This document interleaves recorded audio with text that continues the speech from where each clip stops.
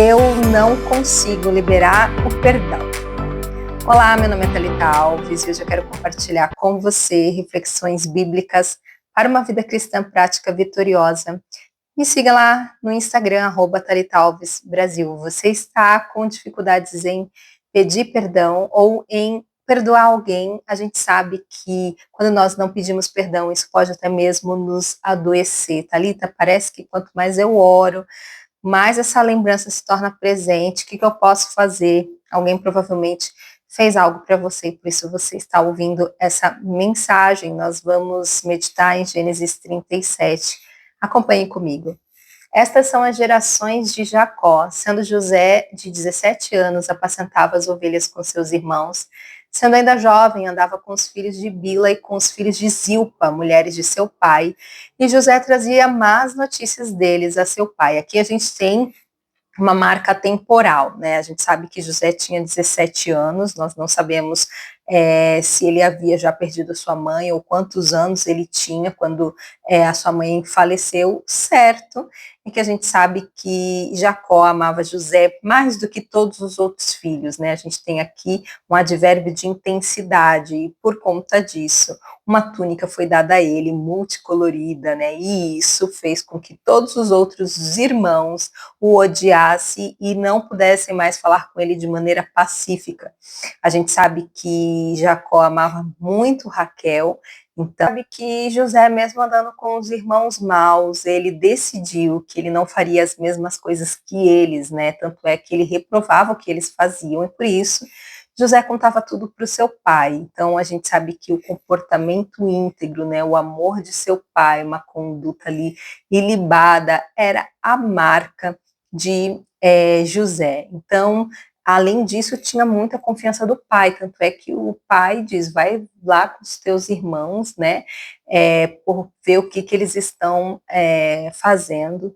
E às vezes a gente pensa assim, poxa, eu fiz tudo correto, eu cuidei dos meus irmãos, eu fui obediente aos meus pais, fiz tudo com muito zelo, e ainda assim coisas ruins, né, têm acontecido comigo. A gente sabe que o que aconteceu com José foi fruto de inveja, né? Provérbios 14:30 diz o seguinte, que a inveja, né, é a podridão dos ossos, né? Então, a gente sabe também que lá em Eclesiastes 4:4 diz, então vi que todo trabalho e toda destreza em obras vem da inveja do homem contra o seu próximo, ou seja, muitas vezes o intento do nosso coração é fazer as coisas para despertar a inveja dos outros. Isso não era o caso de José, mas é algo que a gente precisa se atentar, né? Gálatas 5:26 diz, não sejamos presunçosos, provocando uns aos outros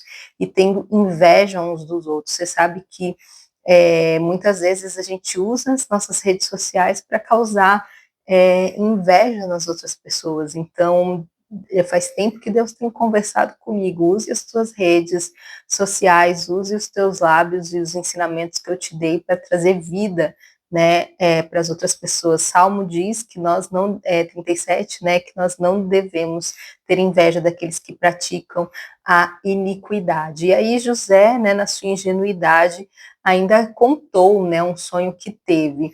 E aí os seus irmãos disseram, tu deveras reinarás sobre nós, tu deveras terá domínio sobre nós, e aí isso foi o estopim, né? Os irmãos já odiavam José e começaram a odiá-lo ainda mais. Então, um alerta para a gente é que, porque que muitas vezes a gente abre a nossa boca sabendo que o outro nos inveja para poder, sei lá, despertar, aguçar, quando a gente conhece alguém que já tem um espírito de inveja, né, um espinho na carne com relação a isso, nós precisamos ser mulheres muito prudentes, né, vocês sabem que eu fiz um estudo de Neemias e o que me chamou a atenção está escrito lá em Neemias 2:11-12, que diz assim, assim cheguei a Jerusalém, 3 dias depois eu saí discretamente durante a noite, levando comigo uns poucos homens, e eu não havia contado a ninguém os planos para Jerusalém que Deus tinha colocado em meu coração.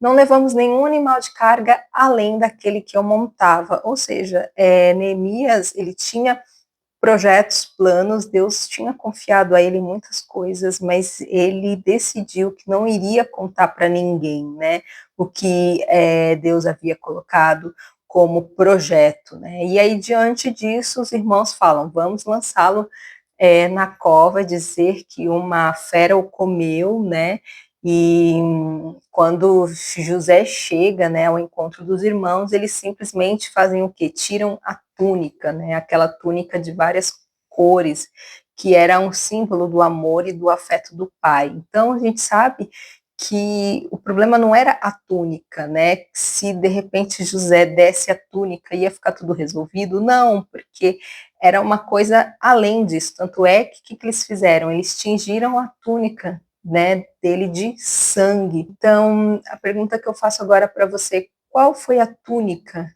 que tiraram de você? A sua promoção, talvez aquele lugar que era para ser seu, como a gente sabe na história de Mordecai, né, que ele que havia feito bem e a Amã que tinha levado os louros, né, ao afeto de alguém, são os teus bens, a questão da deslealdade de uma amizade que você tinha construído durante muitos anos, os teus sonhos, né, que foram roubados, a tua reputação, ou de repente um amigo que você achava que estaria do seu lado no momento de doença, de dor, e que de repente te abandonou, né? Mas eu penso que José, ele dizia assim, poxa, verdadeiro amor eu já tenho a obediência, eu já tenho o meu relacionamento com Deus, tudo isso vai permanecer intacto. E foi dessa maneira que José pensou, diante de todas as intempéries e frustrações da vida. Eu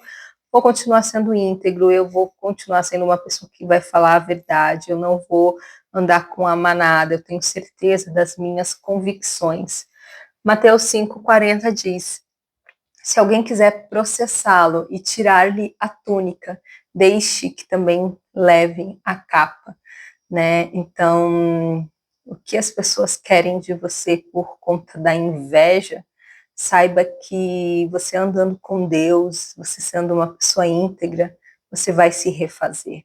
Nada é capaz de destruir quando Deus é contigo. E foi isso que aconteceu, né? Quando José é vendido, a gente sabe que o Senhor estava com ele, tudo que ele fazia prosperava em suas mãos, né? José achou graça aos olhos de Potifar, servia-o e ele o pôs como alguém importante na sua casa, entregou tudo que ele tinha. E aí essa é a chave, né, de mudança na vida de José, né? Por mais que haviam feito o mal para ele, ele começou a fazer tudo aquilo que era condizente com o caráter dele, né? Gálatas 6:4-6 diz assim: preste atenção no seu trabalho, né? Porque você não vai precisar se comparar com os outros, porque cada um de nós é responsável pela sua própria conduta. Então, da mesma forma como os irmãos de José tinham a escolha se iriam alimentar pensamentos invejosos que os levariam a essa ação maligna de matar José, assim José, ele teve a escolha se ele iria nutrir pensamentos de vingança e de amargura no seu coração, no coração dele. Então, pode ser que a questão não seja a inveja em si, mas de repente uma difamação, uma injustiça. E é o que aconteceu, né, com José. A gente sabe que a mulher de Potifar pediu para José se deitar com ela e ele se recusou, né, dizendo: eis que o meu senhor não sabe do que há em casa comigo, e entregou tudo que eu tenho, né, tudo que ele tem nas minhas mãos. A gente sabe que Salmo 34:19 diz que muitas são as aflições do justo, mas o Senhor a livra de todos. Então, por mais que os sofrimentos externos, as provações espirituais, as tentações, isso é parte, né, da nossa jornada cristã espiritual para nos desenvolver cada dia mais. Então, José era alguém que respirava a confiança. Ele estava na prisão, ele era um líder. Ele estava na casa do seu pai, ele era um líder. Ele estava na casa de Potifar, em todos os lugares ele liderava, porque era um caráter dele que estava acima de qualquer situação. Então, a Bíblia diz que o Senhor estendeu sobre ele a sua benignidade, deu-lhe graça aos olhos do carcereiro Mor. E o carcereiro Mor entregou na sua mão, né, todos os presos que estavam na casa do cárcere, e ele ordenava tudo que se fazia ali. E ele não tinha cuidado de coisa alguma que estava na mão dele, porquanto o Senhor estava com ele. Tudo o que fazia, o Senhor prosperava. Que é incrível, né? O caráter de José, seja na prisão, seja na bonança, seja diante dos seus irmãos. E a gente sabe que ele descobre, né, um sonho, e a gente sabe que ele pede, né, para que um deles possa advogar, né, a favor de Potifar, e esse, durante muito tempo, esquece de fazer o bem, né?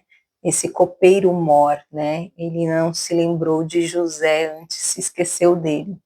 Gênesis 40, 23 diz que depois de um tempo o copeiro se lembrou por conta do sonho, e o faraó mandou chamar José, tirou ele do cárcere, mudou as suas roupas, e ele se apresentou ao faraó, e o faraó disse a José: eu tive um sonho e ninguém há que o interprete, mas de ti eu ouvi dizer que quando ouves um sonho, o interpretas. E respondeu José a faraó, dizendo: isto não está em mim. Deus dará resposta de paz a faraó. E é isso que acontece, né? José volta a reinar, totalmente diferente, no sentido de muito mais experimentado em dores, né? E ele tem um reencontro com os seus irmãos, né? Depois de um período de fome, providenciado por Deus.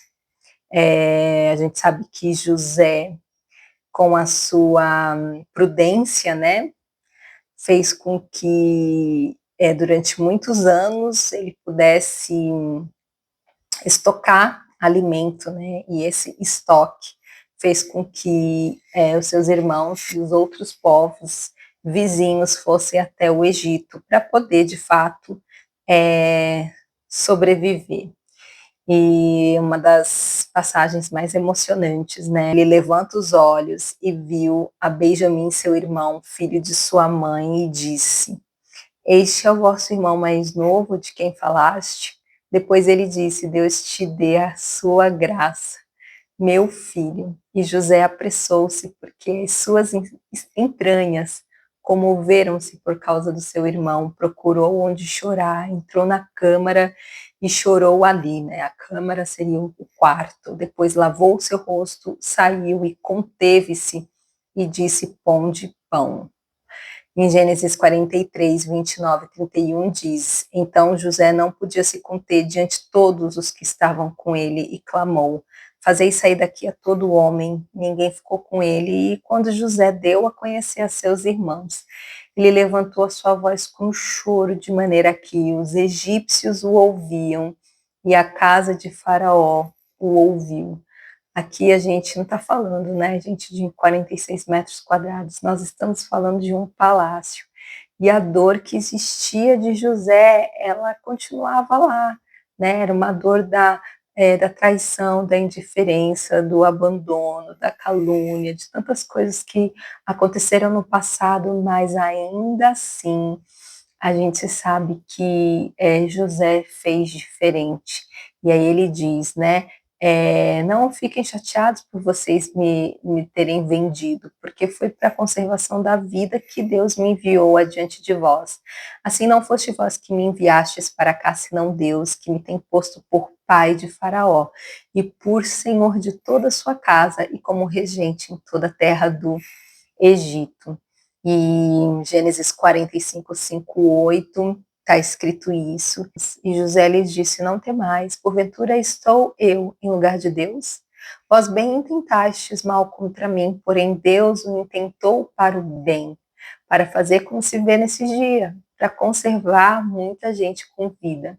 Agora, pois, não temais, Eu vos sustentarei a vós e a vossos filhos. Assim os consolou e falou segundo o coração deles. José, pois, habitou no Egito, ele e a casa de seu pai, e viveu José 110 anos. 1 Pedro 3,9 diz: não retribuam mal por mal, nem insulto com insulto, ao contrário, retribuam com uma bênção.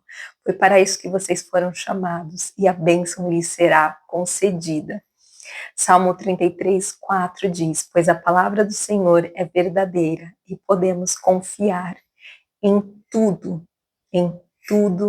que ele faz. Que palavra, né, gente? Que exemplo para nós. Então, se você acha que você foi injustiçada, ferida, humilhada, preciso te dizer que Jesus foi muito mais. Não havia pecado nele. José era um homem como nós, mas Jesus não. Jesus 100% homem, 100% Deus. Nunca pecou. A palavra de Deus diz que ele foi ferido por causa da nossa rebeldia, esmagado por causa de nossos pecados. Ele sofreu o castigo para que fôssemos restauradas e recebeu açoite para que fôssemos curadas. Salmo 32, 3, 4 diz: enquanto eu me recusei a confessar meu pecado, meu corpo definhou e eu gemia o dia inteiro. Dia e noite tua mão pesava sobre mim, minha força evaporou como água no calor do verão. Então, se alguém precisa pedir perdão para você, talvez você precisa pedir perdão para Jesus Cristo. Romanos 5,8 diz: mas Deus nos prova seu grande amor ao enviar Cristo para morrer por nós quando ainda éramos pecadores. Nós somos esses irmãos, né, de José, que tentaram matar Jesus. E ele, em seu profundo amor, né, nos redimiu. A Bíblia diz que ele foi sepultado e ressuscitou ao terceiro dia, conforme as Escrituras. Então, por isso que nós vamos perdoar, porque Jesus nos perdoou primeiro, e essa verdade está expressa lá em João, 1 João 4,19. Nós amamos, porque ele nos amou primeiro, nós perdoamos, porque ele nos perdoou primeiro. Vou fazer uma oração agora para você, de libertação mesmo, para que caia por terra toda dificuldade em perdoar. Ó Deus, obrigada por esta palavra.